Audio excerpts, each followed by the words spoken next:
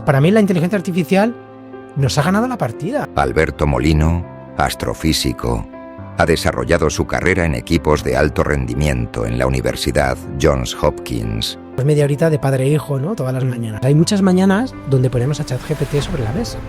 Actualmente trabaja como director en Pest System, donde estudian y trabajan en la erradicación de plagas junto al uso de la inteligencia artificial. Las plagas viven debajo de las ciudades. No hay forma de acabar con las plagas. Alberto, bienvenido al podcast. Hola Ignacio, ¿qué tal? Encantado de estar contigo. Un placer. Oye, Alberto, sé que tú has estado trabajando en ámbitos como la astrofísica, has pasado por contextos del mundo fintech, bancario, y actualmente en una empresa de gestión y erradicación de plagas. ¿Cómo combinan estos tres mundos? ¿Cuál es tu trayectoria y cómo ligan con la inteligencia artificial, donde sé que es uno de los campos donde mejor te desempeñas? Bueno, es una gran pregunta, la verdad. Yo también me la hago, ¿no? Al final, yo creo que desde muy pequeño mi pasión estuvo clara, ¿no? Siempre quise ser astrofísico. Incluso de pequeño no tenía ni idea de cómo se hacía esto, ¿no? O sea, yo recuerdo que me llamaba la atención la luna, las estrellas, ¿no? Recuerdo pedir por Reyes de pequeñito el Astronova, ¿no? Que era un telescopio chiquitín con el que podías ver a lo mejor la luna, los planetas, y siempre tuve esa inquietud, ¿no? O sea, desde pequeño hasta bien adulto, siempre tenía una curiosidad por lo que pasaba en el cielo, ¿no? Llegaba la noche, salían las estrellas, y más allá de la curiosidad de qué son esos puntos, era qué significa todo eso, ¿no? Entonces, desde muy pequeño nace en mí una inquietud, y bueno, hay unos años de adolescencia, te haces mayor, esa idea se pierde, pero ya llega la época del instituto, ¿no? Vas avanzando, y la vida me ofrece una gran solución a mi problema de la astrofísica, ¿no? No tenía muy claro cómo se hacía para entrar en ese mundo, ¿no? Y entonces yo me eché una novia al final del instituto, ¿no? Justo cuando tenía que hacer selectividad, y yo no tenía muy claro qué hacer con mi vida, ¿no? Porque incluso más jovencito en el instituto fui a preguntar a un orientador, y el orientador no me supo decir cómo se hacía para estudiar astrofísica, ¿no? Y yo pues me iba a dedicar a administración de empresas. Mi padre tiene un negocio familiar, mis padres fundaron un negocio y toda la vida ha sido eso. Y lo normal era, sin saber muy bien a dónde ir, pues me dirigiré a eso, ¿no? Al negocio, ¿no? Y entonces un verano, unos días antes de tener que decidir qué carreras solicitar después de la selectividad, pues estando en la piscina con aquella chica, ¿no? Pues llegó su padrastro y me preguntó, Alberto, ¿y tú qué vas a hacer con tu vida? Y le dije, pues no sé, alguna ingeniería, administración de empresas. Y me dijo, ¿y no quieres hacer físicas? Y le dije, no sé, ¿qué hace un físico? No tengo ni idea, ¿no? Y entonces el tipo me dijo, pues física de materiales, física cuántica, astrofísica. Y aquí en un momento pues se paró el tiempo, ¿no? Sabes que el tiempo es la variable más bonita de la física. El tiempo paró, Sí. se ralentizó y lo tuve claro. Cuando uno rellena el informe, ¿no? El impreso que tiene que escoger las carreras, pues de una, astrofísica o nada, ¿no? Y salió. Empecé mi carrera de astrofísica aquí en Madrid, en la Autónoma, Sí. y a partir de ahí, bueno, pues fue ir dedicándome a avanzar en esa carrera, ¿no? Y durante muchos años, pues fue la carrera, fue el máster en las Islas Canarias, que allí sabes que hay un instituto muy Sí. potente, el Instituto de Astrofísica Canaria, y ahí surgió la posibilidad de irme a Granada, al CSIC, a hacer mi tesis doctoral, que además fue muy bonita porque fue con colaboración con la Universidad de Granada y con la Universidad Johns Hopkins, ¿no? En Maryland, en los Estados Unidos. Y aquello fue, pues, aprender, meterme a fondo, ¿no? En la astrofísica y aprender lo que yo creo que a día de hoy se sabe, ¿no? Sobre la astrofísica y la cosmología, ¿no? Y entonces han sido años de mucha pasión. Lo que pasa es que, bueno, la vida al final, pues también tiene planes para ti, ¿no? Y aunque tú piensas que toda la vida vas a ir en una dirección, pues la vida te va abriendo oportunidades, ¿no? Entonces, mi primer cambio en trayectoria personal surge en Brasil, cuando acabo la tesis doctoral en Granada, ¿no? Allí estaba haciendo un proyecto novedoso que se llamaba Alhambra, como el monumento en la ciudad, ¿no? Alhambra eran las siglas de un acrónimo, ¿no? En ciencia, pero básicamente lo que hacíamos allí, o mi cometido era, a partir de las imágenes que se tomaban en los telescopios profesionales de Calar Alto en Almería, muchos años de tomar todas las noches imágenes, pues lo que hacíamos a través de esas imágenes era construir mapas tridimensionales del universo.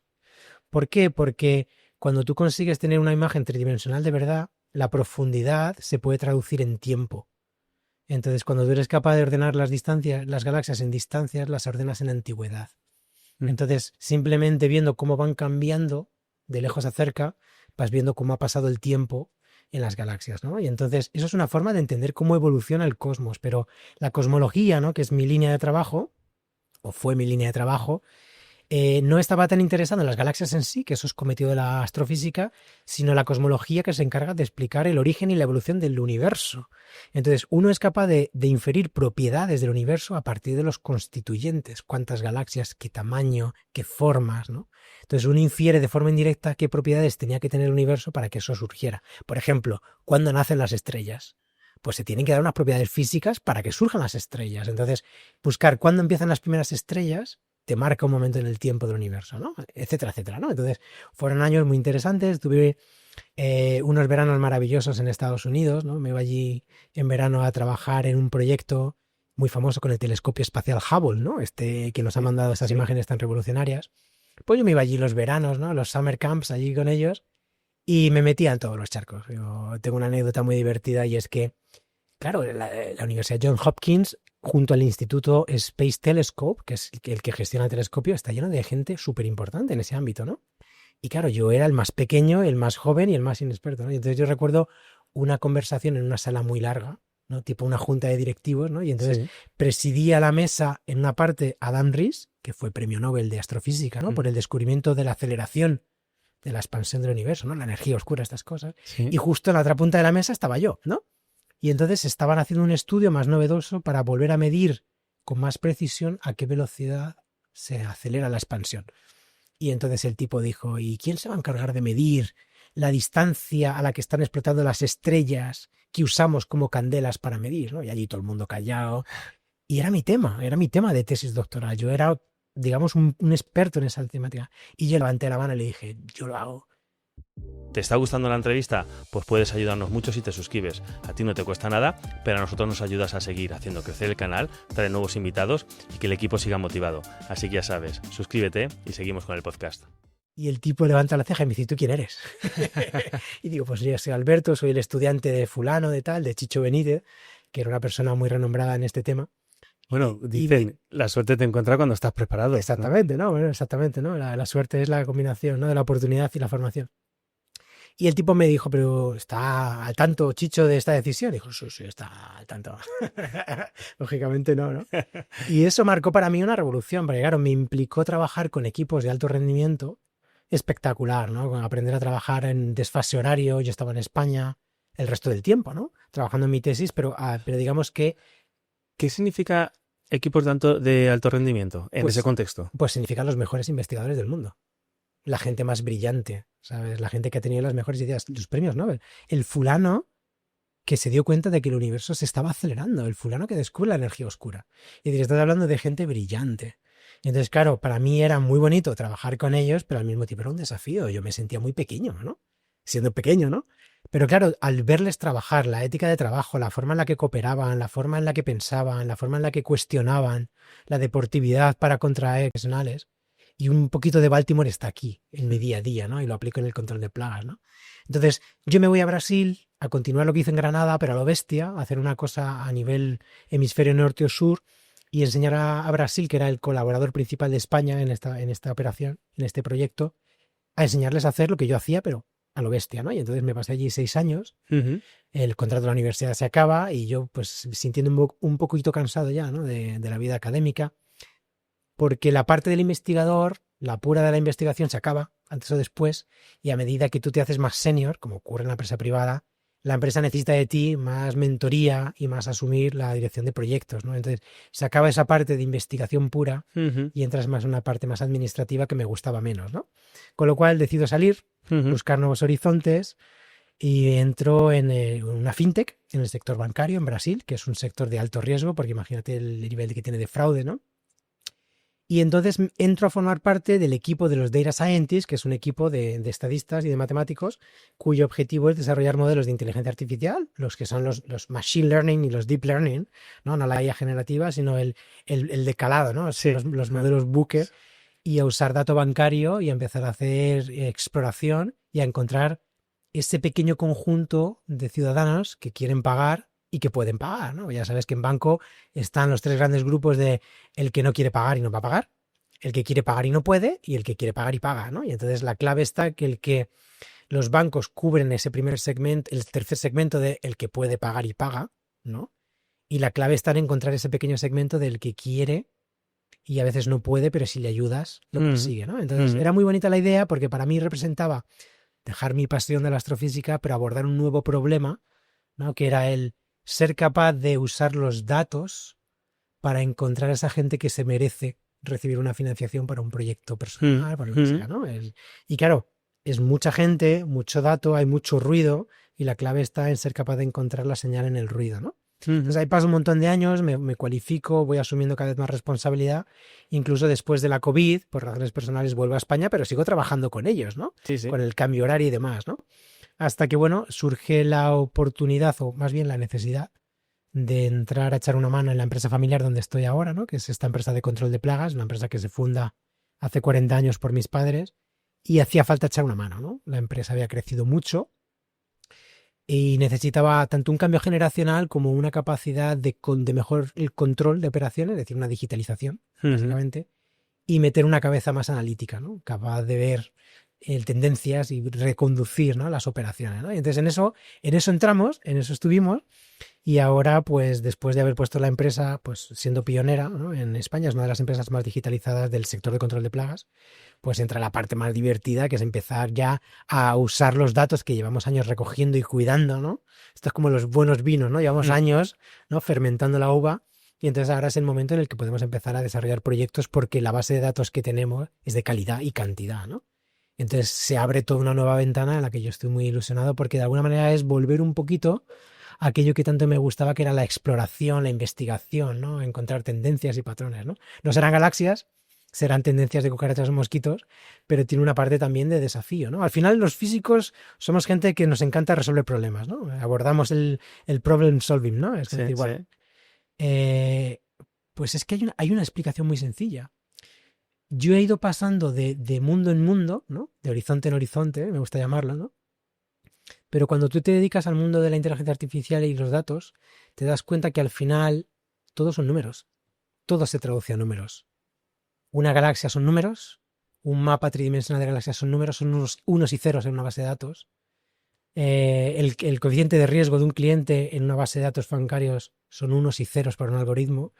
Y las cucarachas son unos y ceros. Al final, la inteligencia artificial que estamos desarrollando vuelve a ser unos y ceros, ¿no? A mí me encanta contarle a la gente, porque este concepto parece un poco abstracto, ¿no? Ujú. Pero es muy gráfica en la película Matrix, ¿no?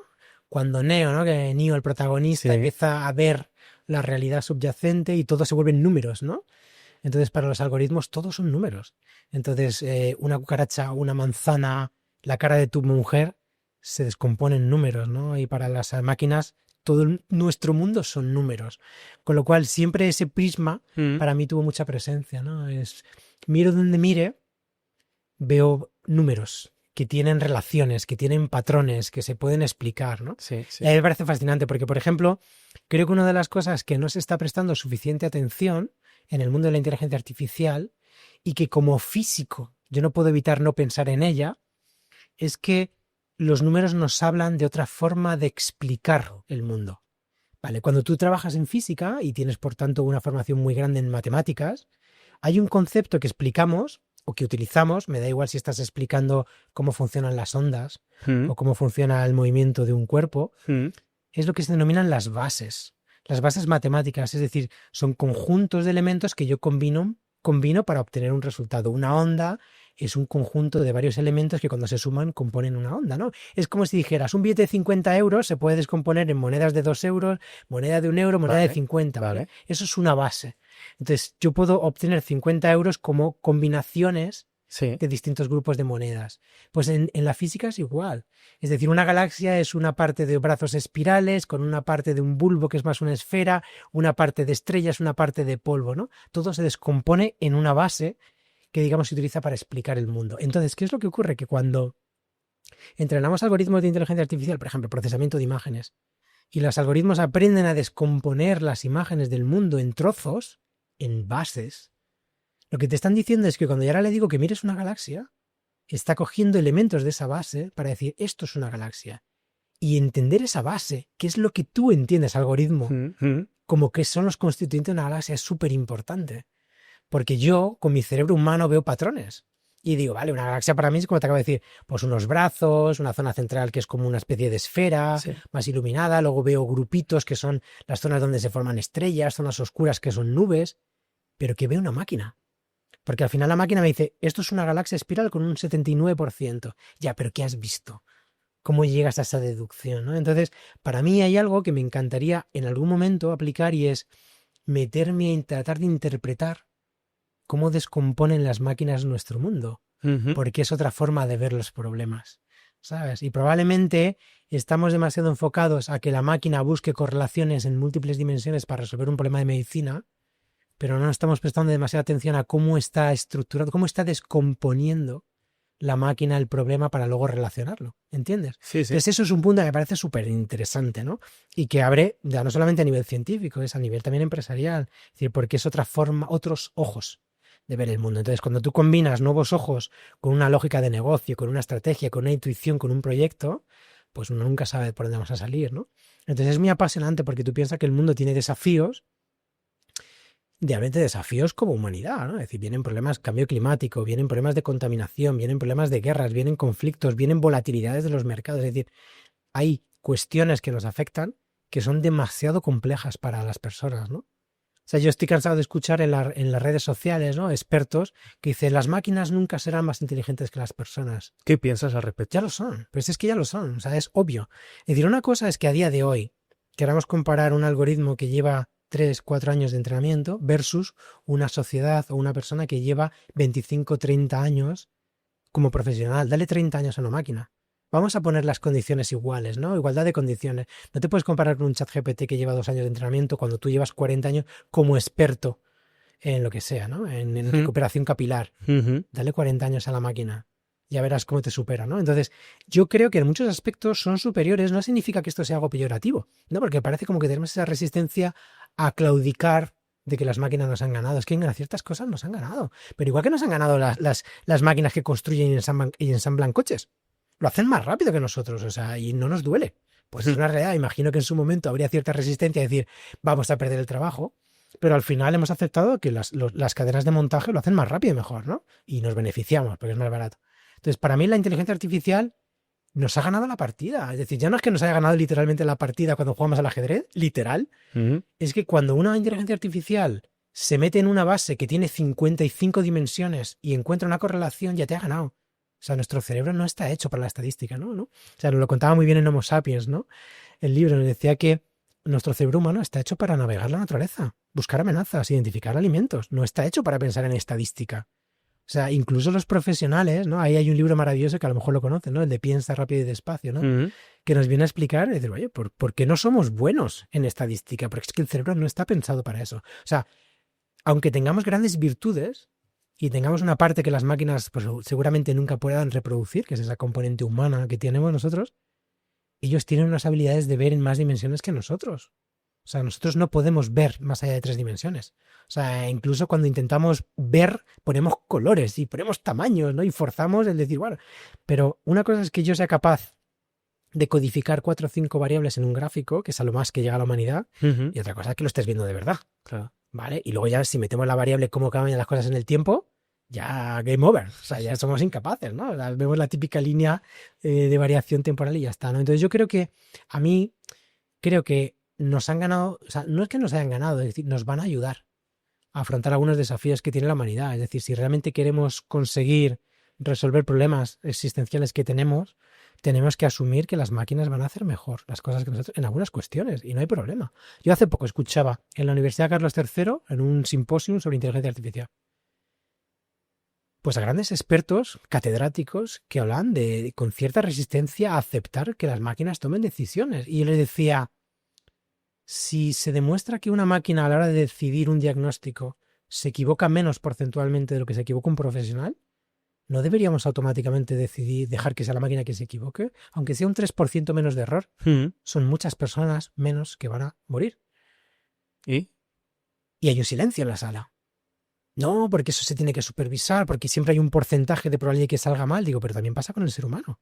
Es decir, nosotros también nos equivocamos, ¿no? Entonces yo creo que esto es una cuestión que la humanidad tiene que ir poco a poco digiriendo pero que yo creo que no hay que verlo como ganadores o perdedores. O sea, hay que asumir como que la humanidad ha encontrado una forma de potenciar sus capacidades. Y en un equipo de fútbol hay quien marca goles y hay quien para balones, ¿no? Y no pasa nada. Entonces, Sobre esto que estás diciendo, además tú eres científico y, jolín, antes hablábamos de empezar el podcast de lo bonito que es la ciencia, ¿no? Que te pagan por pensar, por descubrir. Y yo he oído en muchos foros el miedo es que, o se escucha mucho, ¿no? Es que nos vamos a hacer más tontos. ¿Qué piensas al respecto? ¿Crees que esto va a ser así realmente? no, yo creo que no. Yo creo que no. O sea, yo desde que salió la primera versión de OpenAI, ¿no? De ChatGPT, famoso hace varios años, ¿no? Yo he empezado a usarlo y a trabajar con él diario. O sea, yo creo que le puedo dedicar 1 o 2 horas al día a ChatGPT. Porque las capacidades que genera en mí son multiplicativas. Es decir, lo que hay que entender es que no es que vayamos a ser más listos y más inteligentes, es que vamos a cambiar la forma en la que trabajamos. Por ejemplo, yo hace poco hablaba con el director general de una empresa grande sobre este tema, ¿no? De cómo puede la inteligencia artificial potenciar las capacidades de los grandes talentos de la empresa, ¿no? Y claro, hay que entender que el hecho de que tú puedas contar con un profesional, que es un asistente personal, que al final son los algoritmos, ¿no? Las IAs generativas, cuando están bien documentadas y están bien entrenadas, significa que en cualquier momento del día, en cualquier momento de la semana, estés donde estés, puedes acudir y hablar en voz alta y permitir que esa parte del concepto del flow, ¿no? Que es ese estado mental en el que uno entra cuando empieza, digamos lo que me gusta decir, cuando uno carga en memoria ese tema que tiene que resolver y empieza a funcionar porque lo ha cargado en memoria y trabaja, ¿no? Ese estado mental que se interrumpe cada vez que tenemos que bajar a la tierra y mirar una tabla de Excel, o me llega una llamada, o me interrumpe, ¿no? Y se corta ese proceso de creatividad. El conseguir que la gente pueda mantenerse en ese estado mental, porque está hablando con un profesional, con un asistente, que le puede ayudar a contestar preguntas a tiempo real o a tener conversaciones de alto nivel, por ejemplo. Imagínate. Eso te voy a preguntar, un ejemplo de esas 2 horas diarias que dedicas. ¿Cuál es un poco...? Por ejemplo, ¿no? Mira, yo estoy haciendo un MBA ahora, ¿no? Empecé hace unos meses un MBA con la EAE, la Escuela de Negocios de Barcelona, la EAE.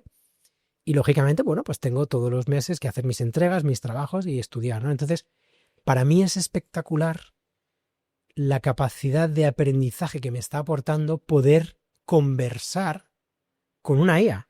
Porque al final no se trata de que la IA me lo explique, se trata de que me ayuda a reforzar conceptos, me ayuda a adaptar el caso, de ejemplo, a un sector, ¿no? Entonces yo me paso el día diciendo, ayúdame a confirmar que he entendido bien la idea y dame un ejemplo adaptado al sector de control de plagas o al sector de no sé qué, ¿no? Entonces, yo tengo un profesor particular en casa, pero es que es un profesor particular de alto nivel, ¿no? Porque al final esa inteligencia tiene capacidad de acceder a todo el conocimiento que hay en Internet y por tanto ayudarme. Entonces, a mí me potencia, a mí me multiplica, ¿no? Y luego, por ejemplo, hay una parte que es muy bonita, que ya no es simplemente ayudarme a entender conceptos, es la gestión de mi negocio.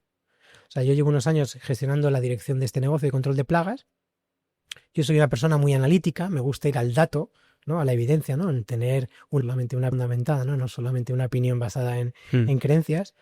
Y claro, es que es muy potente cuando yo consigo que la inteligencia artificial acceda a mi base de datos, acceda a mi realidad de empresa y le diga, por favor, consúltame esto, que llevo todo el día dándole vueltas y quiero que me consúltame esto y compáramelo con aquello y contrástalo con aquello. Y en un tiempo récord, son segundos, me está devolviendo una confirmación o una negación de una idea. Y claro, eso es encadenar pensamientos. Y entonces, cuando yo entro en ese estado de flow, ¿no? En ese estado mental, soy mucho más productivo porque soy capaz de resolver o redirigir mis ideas y en cuestión de horas haber llegado a una conclusión de mucho valor. Es decir, no necesito, acudir a un técnico, oye, por favor, hazme una extracción de estos datos que quiero ver tal. No, lo hago yo. Bueno, lo hace la máquina, ¿no? Al final, a tiempo real, ¿no? Y entonces, eso multiplica las capacidades de las personas. Por lo tanto, si eres director de empresa, me da igual como si eres un mecánico o como si eres un terapeuta, el hecho de ser capaz de tener a mano el conocimiento de todo tu sector, de tu negocio, de la experiencia de tu empresa y consultarlo de forma objetiva en cualquier momento, es poder. Sí. Has dicho una cosa interesante y es que te multiplica porque te ayuda a pensar y a hilar más conocimiento gracias al apoyo que te da. ¿no crees que lo que hace falta, y aquí me meto en el mundo de la educación, que hace falta cambiar la forma en la que nos están enseñando hasta la fecha, dado la disrupción de este tipo de tecnología, donde quizás lo que más nos han estado enseñando es a ejecutar, a hacer, a mover las manos o llámele dedos en un teclado, y nos deberían de enseñar más, es decir, venimos de una formación dirigida desde la época industrial a que seamos capaces de producir con nuestras manos, a quizás un cambio a que empecemos a saber pensar mejor para poder dirigir a estas tecnologías. Totalmente de acuerdo. No recuerdo el nombre del ponente, pero en la plataforma TED Talks hay una charla maravillosa donde habla sobre la necesidad de cambiar el modelo educativo, ¿no? Y entonces en la charla este profesor habla que al final el sistema educativo actual se basaba en hacer copias de ciudadanos que tienen conocimientos similares porque es la mejor forma de intercambiarlos en sociedad, ¿no? Es decir, era la forma más inteligente de reemplazar a un ciudadano y que siga funcionando el sistema, ¿no? Sobre todo cuando pensamos desde un punto de vista administrativo. Tú tienes que saber una serie de cosas para ser rápidamente reemplazable, ¿no? Entonces, eso ha funcionado muy bien, como dices tú, ¿no? En la época industrial y postindustrial, donde hacía falta unos conocimientos generales, comunes, para que el ciudadano encajara, ¿no? Pero el mundo se ha vuelto muy diferente, ¿no? Entonces, ya hay algunas escuelas de pensamiento que enfocan la educación hacia objetivos, hacia proyectos. Hay que resolver este problema, tú te encargas de buscar esta información, tú te encargas de esta, y entre todos ponéis en contexto una solución, ¿no? Y es una forma distinta, ¿no? Es más anglosajona, ¿no? Tú sabes que la diferencia, yo esto lo he vivido real, ¿no? In situ, en la forma en la que nos enseñan, la escuela más europea es de la teoría a la práctica y la anglosajona es más de la práctica a la teoría. Ellos van más de vamos a empezar a cacharrear y luego ya entender los conceptos, ¿no? Sí. De vamos a empezar a jugar con la robótica y luego ya vamos a ver los fundamentos, y la escuela nuestra es vamos a hablar de los teoremas y de los fundamentos y después ya iremos a la práctica, ¿no? O sea, en física era primero te aprendes las leyes de Newton y luego ya vas al laboratorio, ¿no? Es decir, no, hay que cacharrear primero para que luego vayamos, ¿no? Entonces, sí que es verdad que creo que está cambiando fuera la IA, antes de la etapa IA, sí que está cambiando ya la concepción de tal vez hay que darle una vuelta a la forma en la que formamos a los ciudadanos para ayudarles a enfrentar el mundo, que cada vez es más rápido y más complejo, ¿no?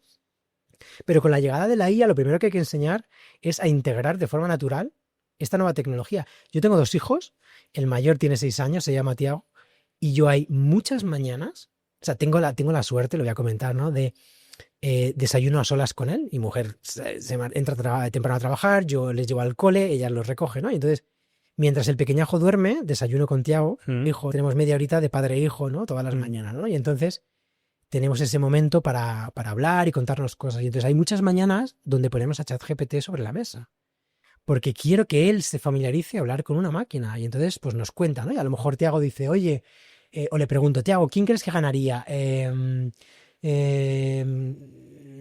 Obi-Wan Kenobi o Mazinger Z, ¿no? Por ejemplo, ¿no? Alguna cosa así un poco surrealista, ¿no?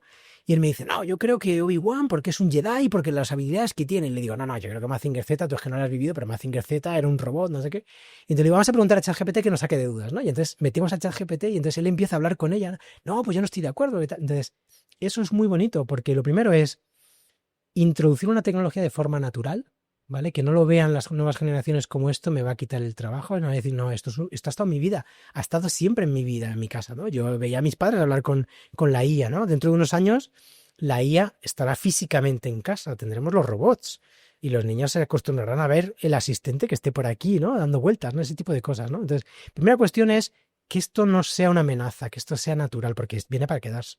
Y luego lo segundo, es decir, es súper interesante cuando metemos a un experto en una conversación. ¿No te ha pasado a ti que invitas a comer a algunos amigos a tu casa o invitas a un colega del trabajo y surge una conversación interesante porque sabe mucho de un tema y te empieza a contar y le empiezas a preguntar y, joder, qué conversación tan chula? Sí. Pues lo tienes todos los días, ¿vale? Solo que tienes es a través de un teléfono. Y decir, pero lo bonito es que si lo ves de esa manera, ¿no? Como que suma y no como que me resta, tienes la oportunidad de conocer muchísimo más. Es decir, tienes todo el conocimiento de la humanidad en tu mano. Y si lo sabes usar, es multiplicativo. Y otra cosa es que en algunas decisiones y a día de hoy, como está la tecnología, tengamos que ser pacientes. Pero para mí es crystal clear, o sea, está clarísimo que esto ha venido y hay cosas que tenemos que asumir que las van a hacer mejor. Si es que está clarísimo. Pues nos tendremos que reinventar. Es que a lo mejor el problema no está en echarle la culpa a la IA porque me va a quitar de mi trabajo. Es que a lo mejor la responsabilidad es que yo me tengo que reinventar como ser humano. ¿No? Estoy totalmente de acuerdo. Esto es como yo lo veo con la dirección de una empresa. El responsable de una empresa tiene que reinventar la empresa. Ese es tu trabajo. Bueno, pues la humanidad tiene que reinventarse, macho. O sea, nada de quejarse. O sea, esto nos va a ayudar, nos va a sacar de muchos apuros, pero tú tendrás que dar una vuelta. Bueno, Sí. Pues tú, la humanidad, ¿no? Tendremos que dar una vuelta y decir, bueno, Sí. Acabas de decir que tú, como director de empresa, me interesa mucho tu perspectiva en la incorporación de esta tecnología, de la generativa, al puesto de trabajo, al día a día, al administrativo, al de facturación, al contable, al de operaciones. Yo veo poca penetración todavía, cuando para mí es la ofimática, es la nueva ofimática, y el que no se dé cuenta, nada va a ser así. En tu empresa, ¿tenéis alguna política de introducción de esta tecnología para que apoye y refuerce a estos puestos, a este tipo de trabajos? Totalmente. O sea, tú piensas, los expertos dicen que la principal barrera o el principal obstáculo para que una empresa tenga éxito en la digitalización es la componente humana, ¿no? El 80 y tantos % del éxito de una empresa está en la implementación, porque al final la técnica, la tecnología está ahí, los datos, si te enseñan, los recoges, pero la transformación es sostenible si viene para quedarse y si las personas la entienden y la adoptan. Exacto. Con lo cual no hay transformación si no hay una transformación. No hay transformación digital si no hay una transformación cultural. Entonces, para mí eso fue muy claro, ¿no? Siempre lo tuve claro porque lo había visto, y para mí, que mi responsabilidad cuando entré a trabajar en Pet System era hacer esa transformación digital, y siempre tuve claro que eran varias patas lo que había que transformar. Una pata era la digitalización, la tecnología pura, traer ese ERP, ese sistema de gestión, instalarlo, empezar a subir todos los datos, crear las herramientas de trabajo. Eso estaba claro. Segunda cuestión era la formación de las personas, que las personas fueran capaces de usar cómodamente esas herramientas, integrarla en su día a día, ¿vale? Segunda cuestión. Y la tercera cuestión era clave, era que las personas entendieran que era de necesidad cambiar la forma de trabajar, ¿no?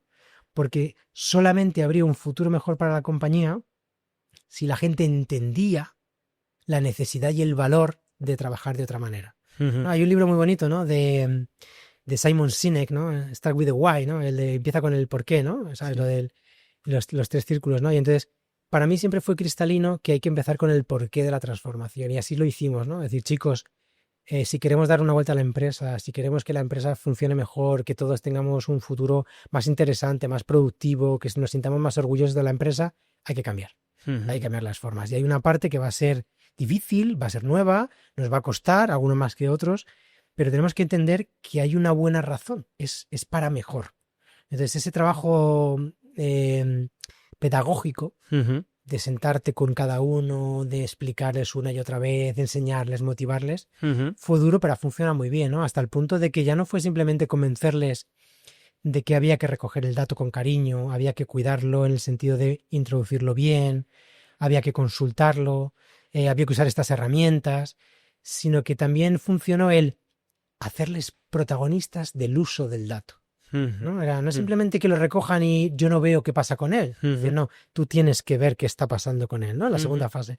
Entonces introdujimos aquí en la empresa herramientas estas de BI, ¿no? De Business Intelligence, Power BI, ¿no? Que es una de estas herramientas clásicas, donde uno puede mostrar un montón de gráficos, de indicadores, ¿no? Y que quien sabe leerlos, pues es muy útil. Y entonces lo que yo quise, y funcionó muy bien, es que cada una de las personas de su departamento pudiera aprender a leer esos dashboards, ¿no? Esos tableros, ¿no? Y entonces, a través de hacer reuniones, a través de trabajos en equipo, poco a poco fueron entendiendo que aquello que iban metiendo cada día en el ERP se veía en una gráfica, ¿no? Y que nos ayudaba a todos a tomar decisiones. Entonces, ha funcionado muy bien, porque no solamente hacen su trabajo digital y además han entendido que el futuro pasa por este camino del dato, sino que además les veo consultar los datos, ¿no? Se sienten muy orgullosos cuando a final de año hacemos la típica reunión de empresa, paramos máquinas, nos vamos todos a una sala, a un espacio coworking y les ves presentando los resultados del departamento. Entonces te das cuenta que esa gente ha crecido a nivel profesional porque han aprendido algo de mucho valor y lo han incorporado en su día a día, ¿no? ¿Cuánto de la universidad, cuando estuviste estudiando la parte de astrofísica con tu postdoctorado, de colaboración, de ética, de generosidad, te has traído a la empresa para ese Pues mira, proceso? yo no sabría cuantificarlo. O sea, yo creo que hay una cuestión que cualquier persona que se ha dedicado a la ciencia la incorpora en su ética de trabajo, ¿no? Y es que la ciencia es pública, la ciencia se comparte y tiene ese punto que tú aceptas, asumes si te gusta, de que lo que es bueno para todos es bueno para ti, ¿vale? Y que al final se celebran los éxitos si los compartes, ¿no? Entonces, es verdad que hay una parte en ciencia que tiene que ver con intentar garantizar tu continuidad a través de tus publicaciones, ¿no? Y hay una parte no muy bonita de la competición entre científicos, pero al final tu artículo se publica en unas plataformas públicas y digamos que lo divulgas al mundo entero, ¿no? Y entonces esto es fundamental. Entonces, para mí eso está en mi ADN. Es decir, no había éxito si no era compartido, ¿vale? Esa mentalidad de yo tengo que conseguir que la gente tenga éxito, ¿no? Hay otra frase de Simon que me encanta, ¿no? De otro libro que se llama The Infinite Game, el juego infinito, y entonces dice que los líderes son los responsables de las personas responsables de la empresa, ¿no? De gestionar la empresa, ¿no? Y es la realidad. Es decir, un líder se tiene que preocupar de las personas que se tienen que preocupar de hacer su trabajo para que la empresa funcione. Claro. Y ahí tiene que ver la mentoría, la estimulación, la motivación, la formación, ¿no? El empoderar a la gente, ¿no? Entonces, creo que es la forma en la que los nuevos líderes tienen que gestionar sus equipos, ¿no? El mérito no te lo puedes llevar tú, te lo tienen que dar, ¿no? Es decir, tiene que ser tu equipo el que te digan, joder, tío, no quiero que te vayas, ¿no? Muchas gracias por ayudarme, ¿no? Entonces, creo que esa parte de hacer algo porque es bueno para la gente, porque es bueno para la humanidad, la astrofísica, ¿qué interés tiene a nivel personal, ¿no? Ni siquiera tiene una salida a la industria que tiene que ver con la tecnología de los telescopios, las cámaras, es decir, hay los satélites, es decir, hay una parte que tiene un retorno, tiene un spin-off a la industria, pero fundamentalmente la astrofísica es patrimonio de la humanidad. Es decir, ¿qué retorno sacamos a nivel industrial cuando calculamos con un decimal más la edad del universo? Es patrimonio de la humanidad. ¿Qué retorno económico? ¿Cuál es el ROE de descubrir cuándo surge la primera galaxia en el universo? ¿Cuándo se enciende la primera estrella? No tiene ROE, pero tiene un valor incalculable para la humanidad, porque al final nos ayuda a entender qué demonios hacemos aquí, ¿no? Entonces yo creo que esas vivencias sí que me han marcado en mi día a día, ¿no? Y luego lo que hemos comentado en otras ocasiones, pues haber vivido muchos años fuera, sentirte migrante, salir de tu área de confort, estar lejos de quien te conoce, de todo aquello que te gusta, de todo aquello que quieres. Es una lección de vida, ¿no? Entonces al final yo me siento muy ciudadano del mundo, ¿no? Entonces no puedo evitar tener esa sensación de necesito ayudar a crecer a la gente que está bajo mi responsabilidad porque es lo correcto, ¿no? Entonces ser coherente, la ética de trabajo, si hay cosas difíciles que tienes que afrontar, hay que afrontarlas porque es lo correcto, ¿no? Al final cuando uno se pone en la dirección de un negocio hay cosas en el día a día que no te gustan, ¿no? Pero hay que pasar por ellas, ¿no? Y entonces creo que es súper importante esa idea de lo primero es tu equipo, es la visión, tienes que ser generoso y si lo haces bien, las cosas irán llegando con el tiempo, ¿no? Dale tiempo al tiempo. Es que el tiempo es mi tema favorito. Es el tema que más me gusta de este mundo, el tiempo. Muy bien. Oye, Alberto, vengamos al tiempo presente. Venga. La empresa actual en la que trabajas se dedica al ámbito familiar, como nos has contado, se dedica a la gestión de plagas. Seguro que te han hecho 1000 veces la pregunta de, oye, ¿cómo acabo con los mosquitos molestos de por la noche? Yo personalmente me tengo que levantar y hasta que no lo mato no me puedo dormir. Pero más allá de estas pequeñas molestias, ¿cómo hace una empresa como la vuestra a través de la inteligencia artificial para hacer una disrupción, ¿no? Antes me contabas, antes de empezar el podcast, me enseñabas a una de las máquinas que usáis y me hablabas de los algoritmos. Cuéntanoslo. ¿Cómo estás abordando? ¿Cómo traes ese conocimiento que arrastras desde tu ámbito, tu experiencia como científico, tu paso por la parte fintech y el uso y aplicación de tecnologías, como dices, base, insignias, como son Deep Learning, Machine Learning, al mundo de las plagas, ¿no? Al mundo del día a día. Pues mira, yo te diría, a mí siempre me gusta decir, porque es que creo que es verdad, que cuando pensamos en la inteligencia artificial y cómo la aplicamos, necesitamos pensar cuáles son nuestros problemas y no cuáles son las capacidades de la tecnología. Y esto es un error súper clásico, ¿no? ¿Qué hago con ChatGPT? No. Tienes que pensar, ¿qué necesito yo de la tecnología para que me ayude a resolver este problema que yo tengo, ¿no? Entonces creo que para contestar a tu pregunta necesito plantear cuáles son los principales problemas que tiene este sector, ¿no? Los grandes desafíos, ¿no? Y cómo nos va a ayudar la tecnología y cómo desde aquí, desde Persisten, estamos impulsando algunas iniciativas, ¿vale? Entonces, la primera cuestión que yo me encontré, claro, yo vengo de otro mundo, yo vengo de otra galaxia, ¿no? Entonces, te encuentras una serie de problemas que tiene este sector con los que tiene que gestionar, ¿no? Tiene que lidiar. El primer problema es entender que las plagas están por todas partes. En el campo, en las ciudades, las plagas viven debajo de las ciudades. No hay forma de acabar con las plagas. Primera idea que la gente tiene que entender. Se habla de gestión, es control. Se trata de reducir su presencia hasta un nivel de tolerancia que seamos capaces de aceptar. Las plagas no se pueden eliminar porque viven en las ciudades. Viven en el alcantarillado, viven en los parques, viven en los espacios más oscuros que puedas encontrar, ¿no? Entonces, no se pueden erradicar. Con lo cual, primera cuestión es, hay que asumir que esto es una batalla de control, no de erradicación, ¿vale? Con lo cual, todo lo que haga tiene que ver con el control.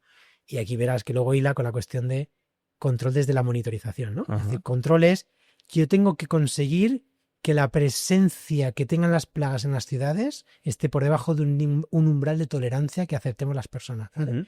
Una cucaracha bien, 2 ya no y 3 inaceptable, ¿no? O un mosquito, vale, 2 no, 3 ni de broma, ¿no? O ese tipo de cosas, ¿no? O una hormiga. Una hormiga en casa, bueno, 3, no. Entonces, eso que parece de broma, pero define un problema, es decir, ¿cuál es la tolerancia que los seres humanos tenemos? Y cuando tú te vas a otras partes del mundo, la definición esa de tolerancia cambia mucho, ¿no? Lo que es normal en un sitio no lo es en otro, ¿no? Y sobre todo los cosmopolitas, ¿no? Los urbanitas nos hemos vuelto muy cómodos, ¿no? O sea, yo cuando me fui a vivir a Brasil, a Sao Paulo, pues claro, Sao Paulo es una mega ciudad construida en medio de la selva, con lo cual estás en un hábitat lleno de bichos que se ponen en tu casa, ¿no? Y entonces era habitual en tu apartamento de la planta 14 ver por allí correteando un 100 pies Sí. o una araña de un tamaño como una pelota de tenis y decías, claro, es que es lo que tiene venirte a la selva a construir un edificio, ¿no? Entonces, primera cuestión es entender que el desafío que tenemos es el control y no la erradicación, ¿vale? Segundo problema que tenemos es que a medida que nos hemos ido dando cuenta de que los productos que se utilizaban para combatir las plagas tenían una gran toxicidad, ha habido un gran desafío por parte de los laboratorios farmacéuticos, que son quienes desarrollan los productos, de crear soluciones que sean menos tóxicas para las personas y el medio ambiente. Sostenibilidad, medio ambiente. Entonces, hay productos que eran muy eficientes que ya no se pueden usar por el impacto medioambiental y de las propias personas, ¿no? Y entonces se han sustituido por otras soluciones que lo que hacen es no matan a la plaga en el momento, ¿te acuerdas, no? Los sprays estos, ¿no? Que echábamos y la cucaracha se daba la vuelta inmediatamente, ¿no? O sea, eso ya está prohibido, ¿no? Porque es tóxico. Ya. Entonces, la forma en la que se combaten las plagas tiene más que ver con interrumpir su ciclo biológico, ¿vale? Se mueren en unos días y no se reproducen, ¿vale? Entonces, si tú consigues entender por qué la plaga se ha colado en tu casa, por dónde ha entrado a tu casa, y esa entrada la cierro, ¿vale? Que es un primer punto muy importante, y la población que está dentro la trato y muere en unos días, el problema está resuelto hasta que se vuelvan a colar. Buscarán otra entrada, porque buscan comida, ¿no? Buscan alimento, ¿no? Entonces, ahora mismo el problema que tenemos las empresas de control de plagas, y aquí la tecnología nos tiene que echar una mano, es, yo ya no puedo ponerme a echar productos que son eficientes el día 1. Primera cuestión, pedagogía con los clientes. Oye, ¿habéis venido esta mañana? ¿Por qué sigo viendo hormigas? Bueno, es que las hormigas van a ir desapareciendo, ¿vale? Tenemos que ir varias veces, ¿no? Hasta la cuestión de decir, es que el producto tiene unos plazos de seguridad y tiene unos plazos de acción, ¿vale? Y entonces en esos tiempos tú sabes que tienes que controlar a la plaga hasta que se acabe. Es decir, tú me contratas para que acabe con tus hormigas, pero yo te digo, hasta dentro de 15 días vas a estar con ellas. Pero es real, ¿no? Entonces es un problema que tenemos también, ¿no? Y luego hay una cuestión que para mí es muy interesante, más allá de hay que controlar, no podemos erradicar, los productos que utilizamos cada vez están más controlados por medio ambiente porque tenemos que ser más responsables con las personas, los animales domésticos y medio ambiente. Y hay un tercer problema, que además esto viene regulado por Europa, y es esto de voy a dejar en tu casa un poco de veneno, como lo llamábamos antes, ¿no? Por si vuelven, eso está totalmente prohibido, ¿no? O sea, nosotros en este sector hablamos de biocidas, ya no hablamos de venenos, ¿no? Hablamos de productos biocidas, y su uso tiene que estar totalmente justificado. Es decir, tú no puedes ir y dejar ¿vale? Para que tú puedas ir y aplicar tiene que haber presencia o presencia observada o tiene que haber indicios de presencia. He visto excrementos, no los veo, pero con los excrementos entiendo que hay, ¿no? Entonces, aquí hay una oportunidad para la ciencia, para la ciencia y para la tecnología, porque esos 3 elementos hacen muy ineficiente el modelo de negocio. Es decir, si yo tengo que ir varias veces para atender al cliente, si los productos que yo utilizo no acaban con el problema y además yo no puedo dejar productos por si vuelve, lo único que ocasiona en las empresas es tener que ir más veces o estar más tiempo o dejar más cantidad de producto, ¿no? Cuando hacemos el tratamiento. Entonces, para mí hay una solución a todo esto, ganar control sobre el proceso, ¿no? Como físico, ¿no? Un problema, ¿cómo se resuelve? Entonces, al final esto se trata de, hay un problema, hay una población en unas instalaciones, en una casa, yo necesito entender qué están haciendo, necesito entender dónde están y anticiparme a los movimientos, ¿no? O sea, a día de hoy el control de plagas es reactivo. Alguien tiene un problema y me llama, el problema ya está. Tú me llamas cuando tienes hormigas, ¿vale? Voy a tu casa, hago el tratamiento y te digo, oye, mira, te voy a dejar aquí un dispositivo digital súper moderno, ¿vale? Y si vuelve a aparecer por aquí un bicho, me va a avisar. Pero volvemos otra vez a la reactividad. Si aparece, salta la alarma, me llega a mí el aviso y me voy a tu casa. Pero tú ya has visto el bicho, ¿no? Entonces es siempre tarde, ¿vale? Las empresas siempre actuamos tarde. Entonces, para mí hay una cosa que me estimula mucho y es es la visión, ¿no? En el desarrollo de la unidad de negocio de inteligencia artificial en la empresa, es ser capaz a través de los datos de anticiparme al problema, ¿vale? De estar viendo cómo la población se está moviendo, está creciendo y estar un paso por delante y decir, antes de que el cliente la vea, yo sé cuándo tengo que intervenir, ¿vale? Entonces, imagínate el restaurante más prestigioso que se te ocurra, ¿no? Imposible que un comensal vea una cucaracha en el salón, ¿vale? Pero las plagas están en los restaurantes, ¿vale? Nos guste o no nos guste. Entonces, es muy interesante que yo tenga maneras de estar mapeando, monitorizando la actividad que veo, saber por dónde están saliendo, saber si se están o no reproduciendo y ser capaz de decir, a este ritmo, en 4 días, la cucaracha aparece en el salón. Tengo que ir el segundo para anticiparme, ¿no? Entonces, esta idea de gano la batalla a la plaga, pongo producto biocida cuando hay que ponerlo y no voy cuando no hace falta, es más responsable con medio ambiente y es más óptimo desde un punto de vista de negocio, ¿de acuerdo? Y al cliente le estás dando una cobertura total, es decir, estoy velando por tu negocio las 24 horas del día. Bueno, ya no, la inteligencia artificial, ¿no? Sí. Entonces, al final, ¿cómo cierras el ciclo? Primero de todo es construir la idea en las empresas de que la tecnología nos tiene que ayudar a eso, a anticiparnos al problema y ser más profesionales, ¿no? Que sea de verdad un tratamiento preventivo, porque la inteligencia artificial te va a prescribir, te va a predecir cuándo tienes que ir, ¿vale? Segundo es, con la idea de las ciudades inteligentes que llega, ¿vale? Que se va a llenar nuestra vida de sensores, algunos biométricos, otros nos van a decir que estamos comiendo mal, otros nos van a decir que deberías afeitarte para ir al trabajo, ¿no? Este tipo de cosas va a ser nuestra vida. Pero como se va a llenar de dispositivos digitales, ¿no? El concepto de las ciudades inteligentes. Este sector ya está dando los primeros pasos hacia la adopción de dispositivos digitales. Ya hay empresas que tienen sus dispositivos IoT, ¿no? Y para quien no sepa lo que es un IoT, no es más que un sensor digital en algún sitio que dispara información de vuelta a casa. Tengo un sensor en las instalaciones de una fábrica y me está diciendo qué está pasando allí, ¿vale? Entonces yo voy recibiendo en casa la información y tendré que saber qué hago con ella. La información se puede utilizar desde el punto de vista de, oye, si aparece un ratón me avisas, o no, vete contándome cuántas veces aparece por pantalla un ratón, ¿vale? Quiero monitorizar, ¿no? Entonces, eso está muy bien, pero va a generar un segundo problema y es, cuando empecemos a tener muchos dispositivos y muchos datos, ¿quién gestiona eso? ¿Vale? Te pongo un ejemplo. Hay algunas empresas que dicen, bueno, yo he comprado 50 dispositivos IoT y los tengo repartidos por ahí. Si hay un problema, me avisa, me mandan un email diciéndome que alerta de dispositivo 14, no sé. Bueno, al otro lado hay un señor o una señorita delante de una pantalla de ordenador que recibe un email que pone detectada alerta. Vale, 2 o 3 alertas en un día es manejable. Pero si en vez de tener 30 tienes 300 dispositivos o tienes 3000, como te salten un 5% de alertas al día, ya estamos hablando de cientos de emails al día. ¿Quién gestiona eso? Es inmanejable. Claro. Entonces no tiene sentido que yo haga una inversión en dispositivos digitales que no son baratos para tener que empezar a contratar administrativos Claro. para que me gestionen los emails de las alertas. Es insostenible, ¿no? No tiene sentido, ¿vale? Sí, sí. Entonces, ¿quién viene a echarnos una mano en este problema? La inteligencia artificial.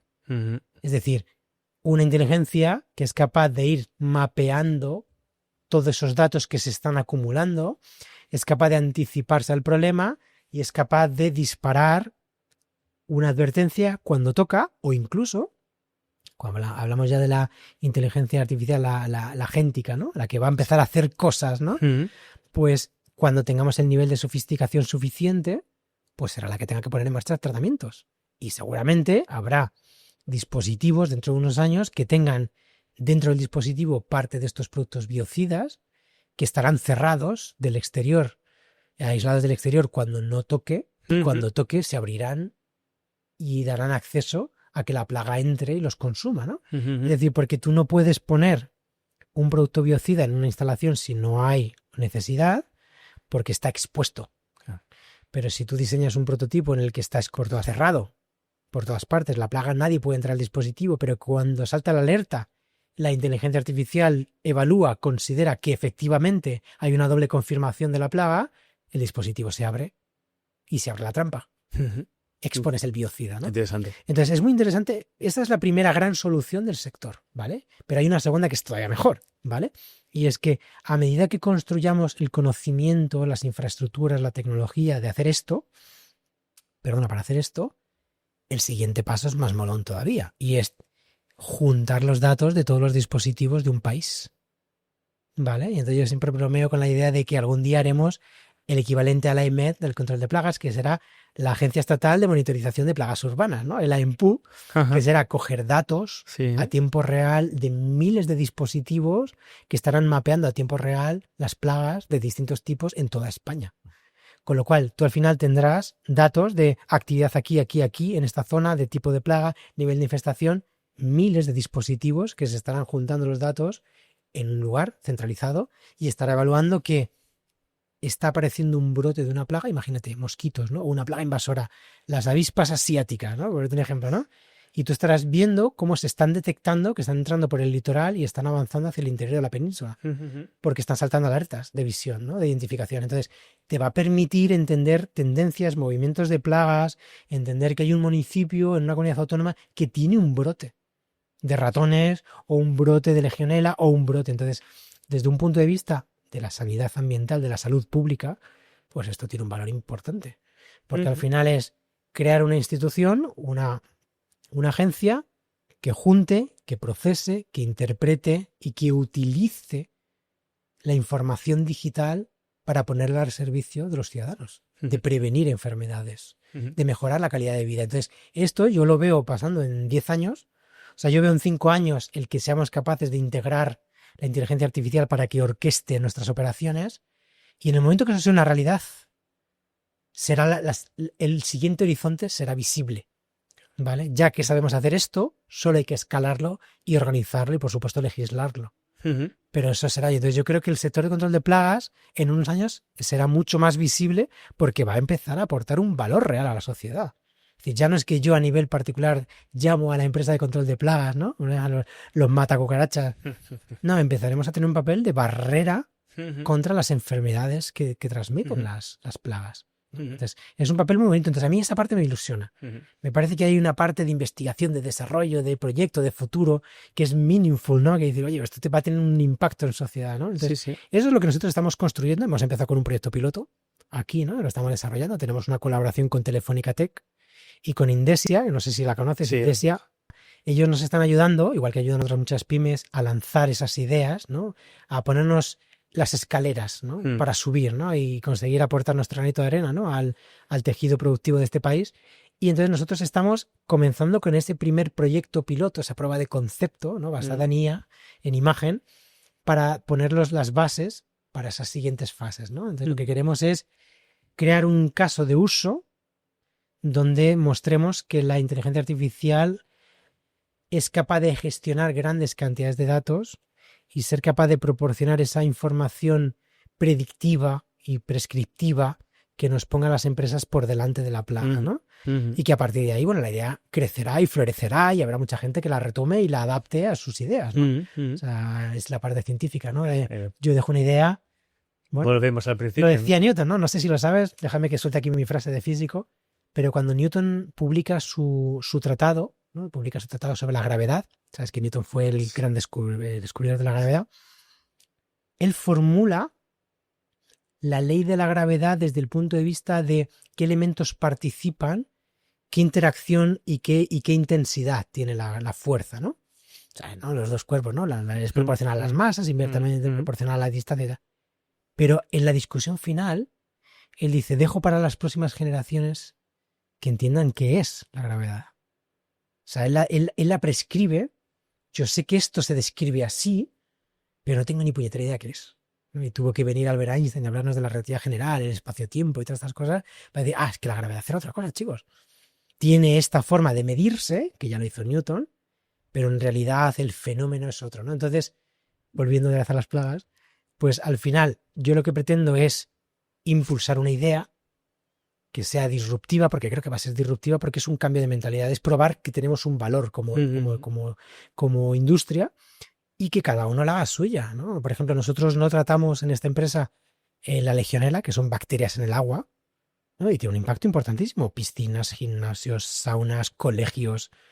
Entonces, ¿cómo podemos recoger datos y ponerlos al servicio de la ciudadanía a través de un análisis inteligente, ¿no? Entonces, a mí esa me parece que es la parte que yo puedo sumar un poco, ¿no? A dar ese primer paso, ¿no? Habrá otros colegas, además en otros países están haciendo cosas parecidas, pero como yo al final tengo un track record que me ha hecho coger piececitas de aquí, piececitas de allá, que cuando las pongo juntas tiene sentido, pues eso es la idea de cómo desarrollas un proyecto, cómo lo investigas, cómo le das sentido, cómo lo cuestionas, cómo lo maduras, cómo desarrollas la tecnología, el algoritmo de inteligencia artificial, ¿no? Es un modelo de deep learning, ¿no? Es un modelo de procesamiento de imágenes. Luego hay una parte de analítica, ¿no? De series temporales, de proyectar hacia adelante, y luego el aterrizarlo a nivel empresarial, pues con la parte de negocio. Es decir, esto hay que aterrizarlo, esto tiene que dar dinero. Claro. Si no te vas a la ciencia y publicas un paper, ¿no? Entonces, creo que como yo puedo combinar esas tres piezas, es algo que puedo aportar. Yo sacaré el retorno que pueda. Lógicamente, como responsable de una empresa, tengo la responsabilidad de comercializarlo, de dar un retorno, porque mis horas de trabajo cuestan dinero. O sea, hay una inversión, ¿no? Pero que más allá de lo que es la inversión responsable en el ámbito empresarial, creo que puede ser abrir una forma de pensar, ¿no? Volver a prescribir, ¿no? Abrir un camino, ¿no? Y que, bueno, ya lo retomará quien lo tenga que retomar, ¿no? Entonces creo que esa parte a mí me permite estar un poco en armonía, ¿no? Es como que retorno un poco a aquel investigador, ¿no? Que se iba a los veranos a Baltimore, obsesionado con la idea del cosmos y las galaxias, ¿no? Y que hoy en día, pues fíjate, trabaja en cucarachas. No, al final hemos hecho un camino desde lo más alto y explorado como es el cosmos, las galaxias, ¿no? Y tu experiencia de vida es un recorrido de bajado a tierra poco a poco, hasta llegar al elemento o ser vivo más pequeño que siempre ha estado, que al final son, en muchos casos, ¿no? Insectos. Es bonito, o sea, que no parezca, ¿no? Porque... Y todo con un denominador común, que es el estudio del comportamiento, independientemente de una galaxia o de una población de... Y como decíamos al principio, Ignacio, todo se vuelve a reducir a unos y ceros. Exacto. ¿Vale? Y hay unas relaciones entre los unos y los ceros que nos hablan del mundo, del universo, ¿no? Entonces, estemos en la escala que estemos, hay algo que me parece muy bonito, ¿no? Y es que todo acaba convergiendo, ¿no? A la misma idea, ¿no? Entonces es muy bonito para mí, incluso yo creo que es como reconciliador. Sí.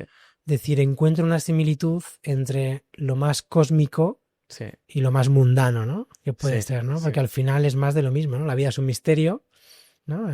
Y creo que aquí hay como una especie de oportunidad para mí de dejar una contribución, ¿no? Yo soy un poco millennial, ¿no? Y necesito eso de tengo que dejar algo de legado, porque algo de valor, ¿no? Te entiendo. Entonces es como decir, bueno, pues como yo le decía a mi padre, ¿no? Nunca me vi trabajando en esto. Al final, entrar a trabajar en esta industria fue una cuestión familiar, personal, ¿no? De, ahora toca, hay que echar una mano. Sí. Pero que en cada sitio, en cada lugar, hay cosas interesantes, ¿no?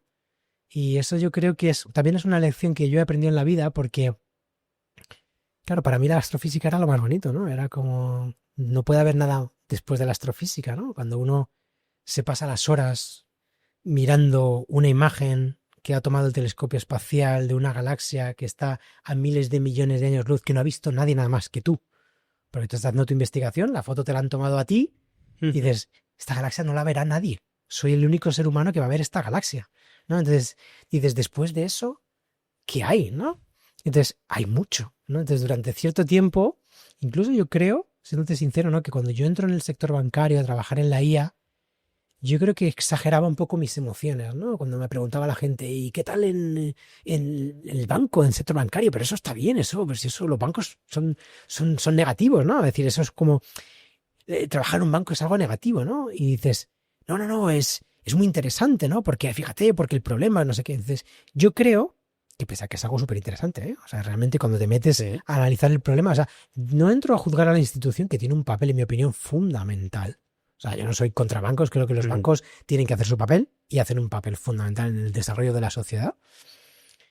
Pero que yo creo que en aquel momento un poco exageraba mis emociones, ¿no? Necesitaba buscar algo tan grande como la astrofísica para decir, he dejado la astrofísica, pero fíjate lo que estoy haciendo, ¿no? Entonces yo creo que humanamente, sin querer, por seguramente justificación, aquello era estupendo, era fantástico. Te preguntaba la gente y ¡buah!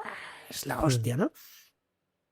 Y cuando entré en control de plagas, pues era como que decía, ¿y ahora cómo cuento la historia, no? ¿Y ahora cómo justifico esto, no?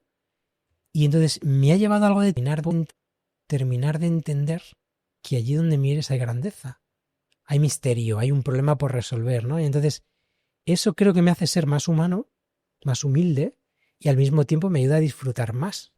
Porque es ideal que disfrutes con tu trabajo, ¿no? Ya no se trata de que yo haga mis horas y justifique un sueldo, sino que si puedes disfrutar mientras lo haces, pues eres un privilegiado, ¿no? Entonces creo que también, como te decía antes, ¿no? Con la IA, creo que es responsabilidad de la persona individual darle una vuelta a esto, ¿no? Es decir, no me gusta mucho, pues darle una vuelta, a ver cómo hago para verlo, ¿no? Es decir, este es mi trabajo, este es el momento, este es mi jefe, este no sé qué.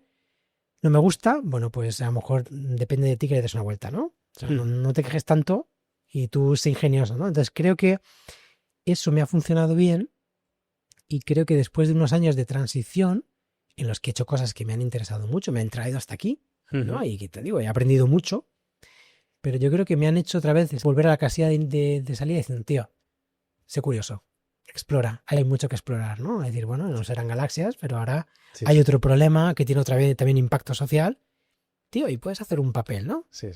Yo, si te sirve de algo, sigo viendo delante de mí a un científico en la actitud y en la visión, ¿no? De cómo gestionas, al fin y al cabo, ahora mismo una empresa privada versus cómo gestionabas antes un proyecto doctoral. Alberto, ha sido un placer.